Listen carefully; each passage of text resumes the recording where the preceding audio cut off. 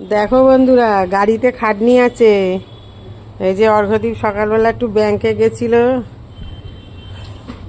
একটু আমার টাকা তুলতে গেছিল এটিএমে, তাই গাড়িটা নিয়ে গেছিল আর কাদা লেগে গেছে। তাই জন্য অর্ঘদীপ এখন গাড়িটাকে পরিষ্কার করছে। দেখো বন্ধুরা, গাড়ি চালালেই হলো না, খাটনি আছে।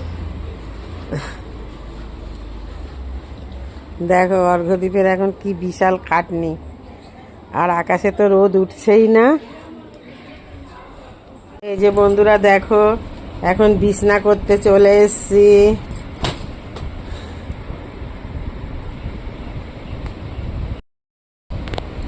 আমার মা যখন বেঁচে ছিল তখন আমি ভাড়া বাড়িতে থাকতাম বন্ধুরা, একটা ছোট্ট ঘরে, জানো তো, একদম ছোট ঘরে, টালির ঘরে। আর ঘরটা ফট করে মুছে দিয়ে দুটো বাসন ধুয়ে বাপের বাড়ি এসে মাকে বলতাম, তুমি 2-2:30টার সময় খাও, তুমি কি কাজ করো এত, যে এত দেরি হয় তোমার খেতে। তখন আমার মা বলে না, সাপে বর হয়েছে। আমার মা তখন বলতো যে আমি ঠাকুরের কাছে কামনা করি জামাই ভালো চাকরি পাক, তুই বড় বাড়ি কর আর বাড়ির কাজ করবি, তখন বুঝবি যে মা কেন 2-2:30টায় ভাত খায়। তা বন্ধুরা, মায়ের কথা বলে না, মায়ের অভিশাপ আশীর্বাদ হয়ে যায়। মায়ের কথা কেটে গেছে, সত্যি আমিও এখন 2-2:30টায় ভাত খাই, জানো।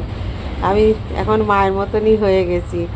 তাই এখন ভাবি যে ভাড়া বাড়িতেই ভালো ছিলাম, এত খাটনি ছিল না, একটা ঘর কোনো রকমে মুছে ধুয়ে দিন কেটে যেত। আর এখন দেখো, মানে তাও তো তোমাদের কাকু সকাল মানে ঠাকুর ঘর পুজো দিয়ে যায়, দোতলার বিছনা করে দিয়ে যায়, তারপরে ঘরটরগুলো পুছে দিয়ে যায়, দোতলা পর্যন্ত কাকু কাজ করে দিয়ে যায়।